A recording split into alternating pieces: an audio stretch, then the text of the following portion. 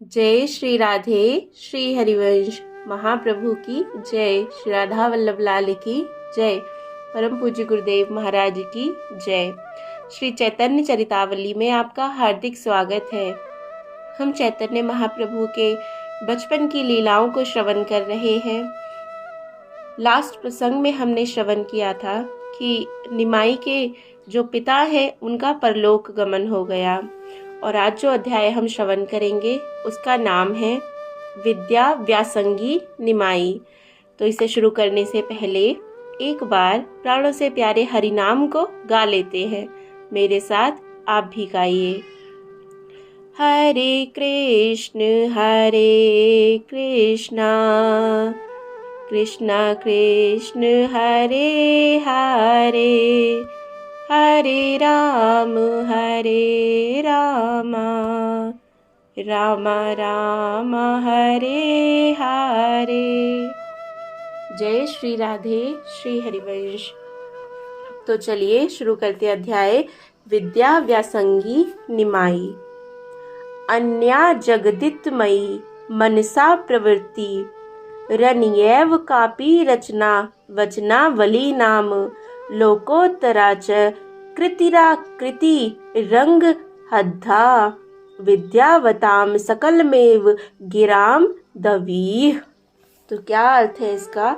इसका अर्थ है विद्वानों की मनोवृत्ति जगत का हित करने वाली और संसारी लोगों की वृत्ति से विलक्षण ही होती है।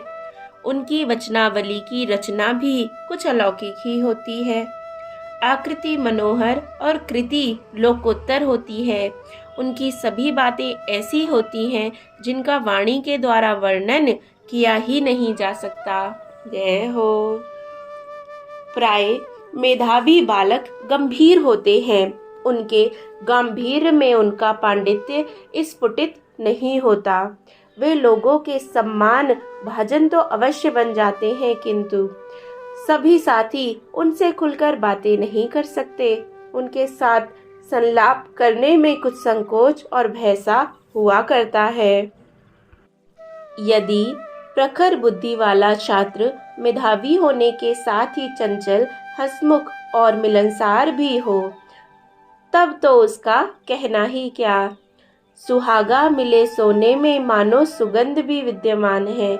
ऐसा छात्र छोटे बड़े सभी छात्रों तथा अध्यापकों का प्रीति भाजन बन जाता है। निमाई ऐसे ही विद्यार्थी थे। वे आवश्यकता से अधिक चंचल थे और वैसे ही अद्वितीय मेधावी। हंसी का तो मानो उनके मुख से सदा फुवारा ही छूटता रहता। ये बात बात पर खूब जोरों से खिलखिलाकर हंसते और दूसरों को भी अपने मनोहर विनोदों से हंसाते रहते। इनके पास मुंह लटकाए कोई बैठ ही नहीं सकता था। ये रोते हुए को भी हंसाने वाले थे। पंडित गंगादास जी की पाठशाला में बहुत बड़े बड़े विद्यार्थी अध्ययन करते थे, जो इनसे विद्या वृद्ध होने के साथ ही वयोवृद्ध भी थे। 30-30, 40-40 वर्ष के छात्र पाठशाला में थे। इनकी अवस्था अभी 13-14 वर्ष की ही थी। फिर भी ये बड़े छात्रों से सदा छेड़खानी करते रहते। उन छात्रों में बहुत से तो बड़े ही मेधावी और प्रत्युत्पन्नमति के थे, जो आगे चलकर लोक प्रसिद्ध पंडित हुए। प्रसिद्ध कवि मुरारी गुप्त, कमलाकांत, तंत्र शास्त्र के सर्वमान्य आचार्य कृष्णानंद उन दिनों उसी पाठशाला में पढ़ते थे। निमाई छोटे बड़े किसी से भी संकोच नहीं करते थे। ये सभी से भिड़ जाते और उनसे वाद विवाद करने लगते। विशेषकर ये वैष्णव विद्यार्थियों को खूब चिढ़ाया करते थे। उनकी भांति भांति से मीठी मीठी चुटकियां लेते और उन्हें लज्जित करके ही छोड़ते थे। मुरारी गुप्त इनसे अवस्था में बड़े थे, किंतु ये उन्हें सदा चिढ़ाया करते। मुरारी पहले तो बालक समझकर सदा इनकी उपेक्षा करते रहते। जब उन्हें इनकी विलक्षण बुद्धि का परिचय प्राप्त हुआ, तब तो वे इनके साथ खूब बातें करने लगे। ये कहते, मुरारी अमुक प्रयोग को सिद्ध करो। मुरारी उसे ठीक ठीक सिद्ध कर देते। ये उसमें 20 दोष निकालते, उसका कई प्रकार से खंडन करते। मुरारी इनकी तर्क शैली को सुनकर आश्चर्य प्रकट करने लगते। तब आप एक एक शंका का समाधान करते हुए मुरारी के ही मत को स्थापित करते। फिर हंसकर कहते, गुप्त महाशय, यह तो पंडितों का काम है। आप ठहरे वैद्यराज, जड़ी बूटी घोट पीसकर गोली बनाना सीख ली, नाड़ी देख ली, फिर चाहे रोगी मरे या जिए, तुम्हें अपने टके से काम। वैद्यराज नमस्तुभ्यम, यमराज जस होदर, यमस्तु हरते प्राणान, तवम तु प्राणान धनानि च। तुम तो यमराज के सहोदर हो, तुम्हें नमस्कार है। मुरारी इनकी ये बातें सुनते और मन ही मन लज्जित होते, ऊपर से इनके साथ हंसने लगते। इस प्रकार ये मुरारी के साथ सदा ही विनोद करते। कभी कभी मुरारी अत्यंत चिढ़ाने से खिन्न भी हो जाते। तब ये अपना कोमल कर कमल उनकी देह पर फेरने लगते। इनके स्पर्श मात्र से ही वे सब बातें भूल जाते और इनके प्रति अत्यंत स्नेह प्रकट करने लगते। मुरारी से इनकी खूब पटती थी और मुरारी भी इनसे हार्दिक स्नेह करते थे। वाद विवाद करने में ये अद्वितीय थे। जो भी छात्र मिल जाता उसी से भिड़ पड़ते और वह चाहे उल्टा कहे या सीधा, सभी का खंडन करते और उसे परास्त करके ही छोड़ते। अपने आप ही पहले किसी विषय का खंडन कर देते, फिर युक्तियों द्वारा स्वयं ही उसका मंडन भी कर देते। विद्यार्थी इनकी ऐसी विलक्षण बुद्धि की बारंबार बड़ाई करते और इनकी वाक्पटुता की भूरी भूरी प्रशंसा करते। किसी भी पाठशाला के छात्र को गंगा तट पर या कहीं अन्यत्र रास्ते में पाते ही उसे पकड़ लेते और उससे संस्कृत में पूछते, तुम्हारे गुरु का क्या नाम है, क्या पढ़ते हो? जब वह कहता, अमुक पाठशाला में व्याकरण पढ़ता हूँ, तब झट आप उससे प्रयोग पूछने लगते।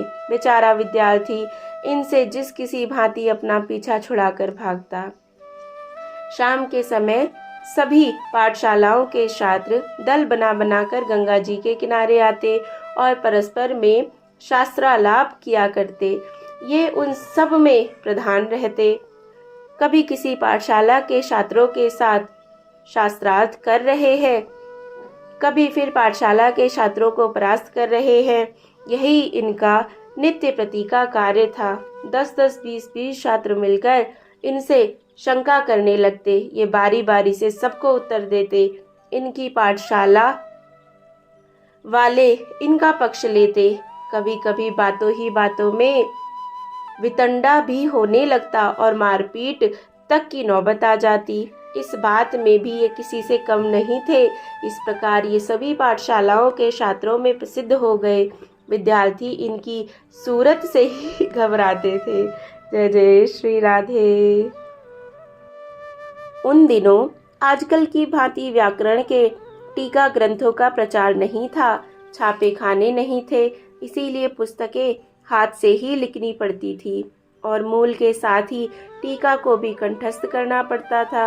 अध्यापक टीकाओं के ऊपर जो टिप्पणियां बताते उन्हें छात्र भूल जाते, इसीलिए कई छात्र परस्पर मिलकर पाठ को विचार ना कर ले तब तक पाठ लगता ही नहीं था।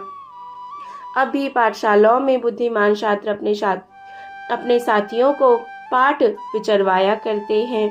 निमाई भी अपने साथियों को पाठ विचरवाते, अर्थात दोबारा से बताते कि हमारे अध्यापक ने आज की क्लास में ये बताया था इस तरह से। इसीलिए सभी छात्र इनकी गुरु की भांति आदर करते। ये विषय को इस ढंग से समझाते थे कि मूर्ख से मूर्ख भी छात्र सहज ही पढ़े हुए पाठ को समझ जाता था।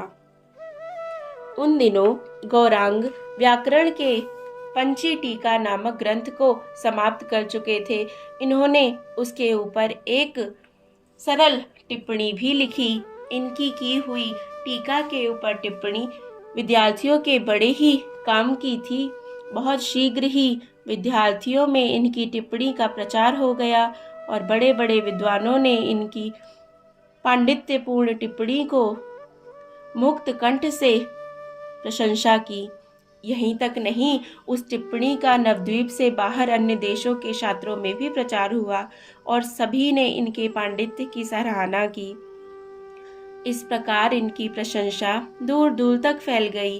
व्याकरण के साथ ही ये अलंकार के भी पाठ सुनते और उन्हें सुनते सुनते ही हृदयंगम करते जाते थे।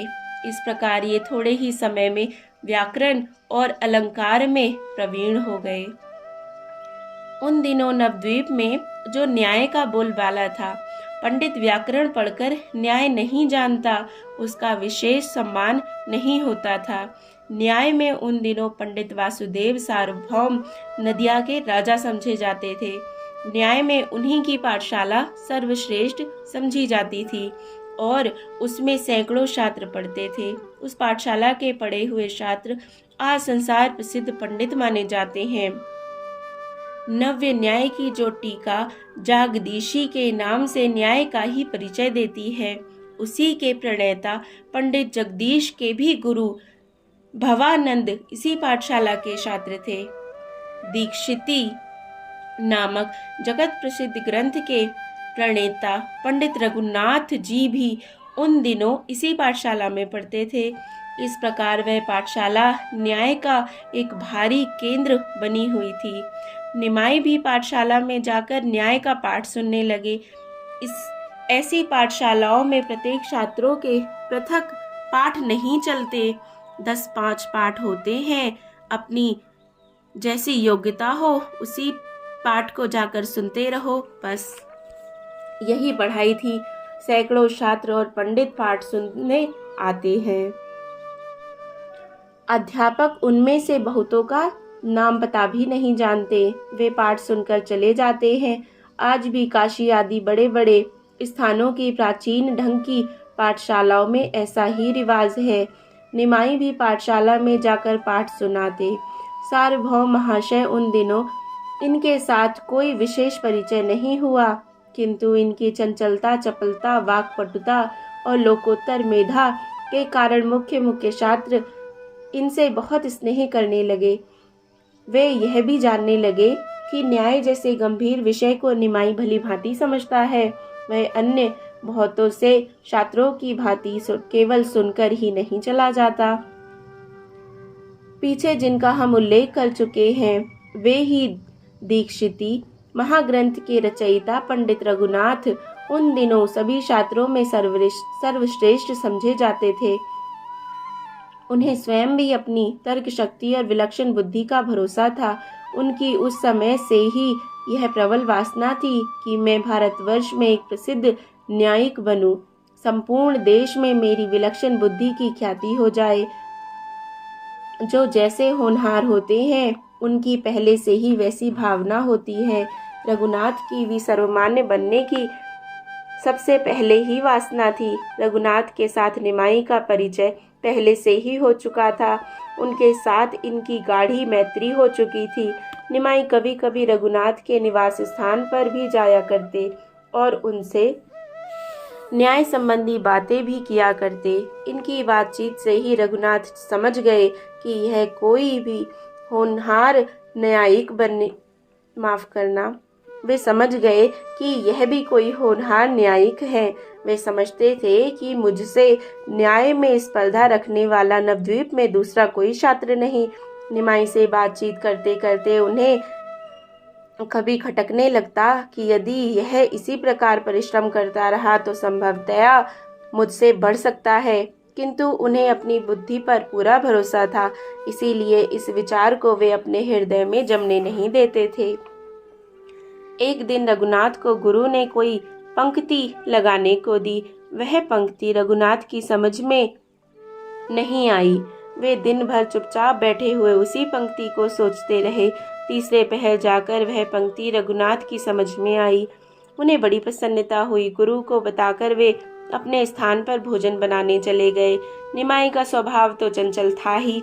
रघुनाथ को पाठशाला में ना देखकर आप उनके निवास स्थान पर पहुंचे। वहां जाकर देखा रघुनाथ भोजन बना रहे हैं। लकड़ी गीली है, रघुनाथ बार बार फूंकते हैं, अग्नि जलती ही नहीं। धुएं के कारण उनकी आंखें लाल पड़ गईं और उनमें से पानी निकल रहा है। हंसते हुए निमाई ने रघुनाथ के चौके में प्रवेश किया। प्रेम के साथ हंसते हुए बोले, पंडित महाशय, आज असमय में रंधन क्यों हो रहा है? अग्नि में फूंक देते हुए रघुनाथ ने कहा, क्या बताऊं भाई, गुरुजी ने एक पंक्ति लगाने के लिए दी थी, वह मेरी समझ में ही नहीं आई। दिन भर सोचते रहने पर अब समझ में आई। उसे अभी गुरुजी को सुनाकर आया हूँ, इसीलिए भोजन बनाने में देर हो गई। जल्दी से निमाई ने कहा, जरा हम भी तो उस पंक्ति को सुने। पंक्ति क्या थी? आफत थी जो आप जैसे पंडित की समझ में इतनी देर में आई।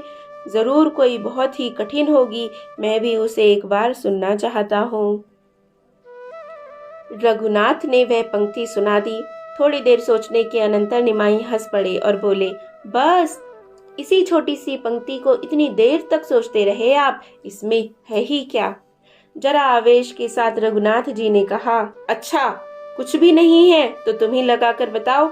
इतना सुनते ही निमाई ने बड़ी ही सरलता के साथ पंक्ति के पूर्व पक्ष की स्थापना की, फिर यथावत एक एक शंका का समाधान करते हुए उसे बिल्कुल ठीक लगा दिया। निमाई के मुख से उस इतनी कठिन पंक्ति को खिलवाड़ की भांति हंसते हंसते लगाते देख रघुनाथ के आश्चर्य का ठिकाना नहीं रहा। उन्हें शंका हुई थी, वह प्रत्यक्ष उपस्थित हुई। उनकी सभी आशा पर पानी फिर गया। भोजन बनाना भूल गए। निमाई उनके मनोभाव को ताड़ गए कि रघुनाथ कुछ लज्जित हो गए हैं, इसीलिए यह कहते हुए कि अच्छा आप भोजन बनावे, फिर मिलेंगे, पाठशाला की ओर चले गए। रघुनाथ ने जैसे तैसे भात तो बनाया, किंतु उनके हृदय में निमाई की बुद्धि के प्रति डाह होने के कारण उन्हें भोजन में आनंद नहीं आया। जैसे तैसे भोजन करके वे पाठशाला आए। अब निमाई की अवस्था 16 वर्ष की हो चुकी थी। उनके घुंघराले लंबे लंबे बाल, तेजस्वी चेहरा, सुगठित शरीर, बड़ी बड़ी सुहावनी आंखें, मिष्ट भाषण और मंद मंद मुस्कान देखने वालों को स्वतः ही अपनी ओर आकर्षित कर लेती थी। वे सभी से दिल खोलकर मिलते और खूब घुल मिलकर बातें करते। उनके मिलने वाले परस्पर में सभी यही समझते कि निमाई जितना अधिक स्नेह हमसे करता है, उतना किसी दूसरे से शायद ही करता हो। इसका कारण यह था कि उनके हृदय में किसी भी प्राणी के प्रति द्वेष नहीं था। जिसके हृदय में प्राणी मात्र के प्रति सम्मान है, उसे सभी अपना सगा संबंधी समझने लगते हैं। इसीलिए निमाई के बहुत अधिक स्नेही थे। व्याकरण पढ़ने के अनंतर ये न्याय का अभ्यास करने लगे और उसी बीच न्याय के ऊपर भी एक टिप्पणी लिखने लगे। इनके सहपाठी और स्नेही पंडित रघुनाथ उसी समय अपने जगत प्रसिद्ध दीधिति ग्रंथ को लिख रहे थे। वे समझते थे मेरा यह ग्रंथ अर्वाचीन न्याय के ग्रंथों में अद्वितीय होगा। जब उन्होंने सुना कि निमाई भी एक न्याय का ग्रंथ लिख रहे हैं, तब तो इनको भय मालूम पड़ने लगा और इनकी प्रबल इच्छा हुई कि उस ग्रंथ को देखना चाहिए। यह सोचकर एक दिन उन्होंने निमाई से कहा, भाई, हमने सुना है न्याय के ऊपर तुम कोई ग्रंथ लिख रहे हो। हमारी बड़ी इच्छा है, किसी दिन अपने ग्रंथ को हमें भी दिखाओ। इन्होंने जोरों से हंसते हुए कहा, अजी, आप भी कैसी बातें कर रहे हैं। भला हम न्याय जैसे जटिल विषय पर लिख ही क्या सकते हैं। यह तो आप जैसे पंडितों का काम है। हम तो वैसे ही मनोविनोद के लिए खिलवाड़ सा करने लगे हैं। आपसे किसने कह दी? रघुनाथ ने आग्रह के साथ कहा, कुछ भी हो, मेरी बड़ी प्रबल इच्छा है। यदि तुम्हें कोई आपत्ति ना हो तो तुम अपने ग्रंथ को मुझे जरूर दिखाओ। इन्होंने जल्दी से कहा, भला इसमें आपत्ति की क्या ही बात हो सकती है। यह तो हमारा सौभाग्य है कि आप जैसे विद्वान हमारी कृति को देखने की जिज्ञासा करते हैं। मैं कल जरूर उसे लेता आऊंगा। दूसरे दिन निमाई अपने ग्रंथ को साथ ले आए। पाठशाला से लौटते समय वे नाव पर बैठकर रघुनाथ को अपने ग्रंथ को सुनाने लगे। रघुनाथ ज्यों ज्यों उस ग्रंथ को सुनते थे त्यों ही त्यों उनकी मनोवेदना बढ़ती जाती, यहाँ तक कि वे ग्रंथ को सुनते सुनते फूट फूट कर रोने लगे। निमाई अपनी धुनी में सुनाते ही जा रहे थे। उन्हें पता भी नहीं था कि रघुनाथ की ग्रंथ के सुनने में क्या दशा हो रही है। सुनाते सुनाते एक बार उन्होंने दृष्टि उठाकर रघुनाथ की ओर देखा। उनके आश्चर्य का ठिकाना ना रहा। आश्चर्य प्रकट करते हुए निमाई ने पूछा, भैया तुम रो क्यों रहे हो? आंसू पोंछते हुए रुद्ध कंठ से उन्होंने कहा, निमाई तुमसे मैं अपने मनोगत भावों को छिपाकर एक नया दूसरा पाप ना करूंगा। सत्य बात तो यह है कि मैं इस अभिलाषा से एक ग्रंथ लिख रहा था कि वह सर्वश्रेष्ठ ग्रंथ होगा, किंतु तुम्हारे इस ग्रंथ को देखकर मेरी चिराभिलाषित आशा पर पानी फिर गया। भला तुम्हारे इस ग्रंथ के सामने मेरे ग्रंथ को कौन पूछेगा? इसी मनोवेदना के कारण मैं अपने आंसुओं को रोकने में असमर्थ हो गया हूँ। यह सुनकर निमाई बड़े जोरों से हंसे और उन्हें स्पर्श करते हुए बोले, बस इस छोटी सी बात के लिए आप इतना अनुताप कर रहे हैं? भला यह भी कोई बात है? यह तो साधारण सी पोथी है। मैं आपकी प्रसन्नता के निमित्त जलती अग्नि में भी कूदकर इन प्राणों को स्वाहा कर सकता हूँ। फिर यह तो बात ही क्या है। इस पुस्तक ने आपको इतना कष्ट पहुँचाया तो इसे मैं अभी नष्ट किए देता हूँ। इतना कहते कहते निमाई ने अपनी बड़े परिश्रम से हस्तलिखित पोथी को गंगा जी के प्रवाह में फेंक दिया। जानवी के तीक्ष्ण प्रवाह की लहरों में पुस्तक के पन्ने इधर उधर नाचने लगे, मानो निमाई के त्याग और प्रेम के गीत गा गा कर वे आनंद में थिरक रहे हो। रघुनाथ ने निमाई को गले लगाया और प्रेम के कारण रुंधे हुए कंठ से बोले,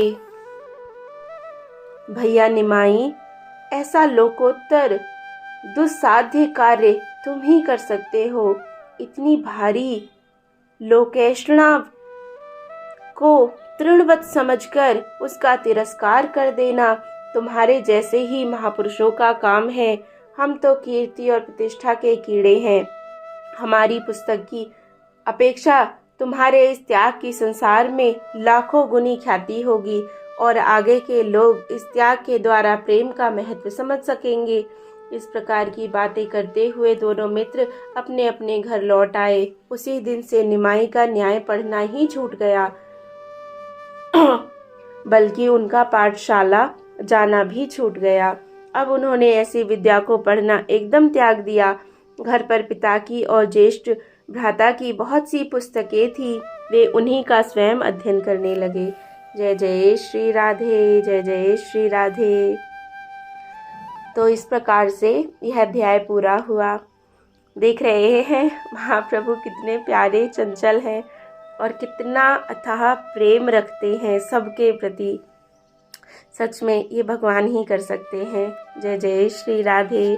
आगे का अध्याय बहुत सुंदर है क्योंकि अगले अध्याय में महाप्रभु का विवाह होने वाला है। बहुत आनंद आएगा।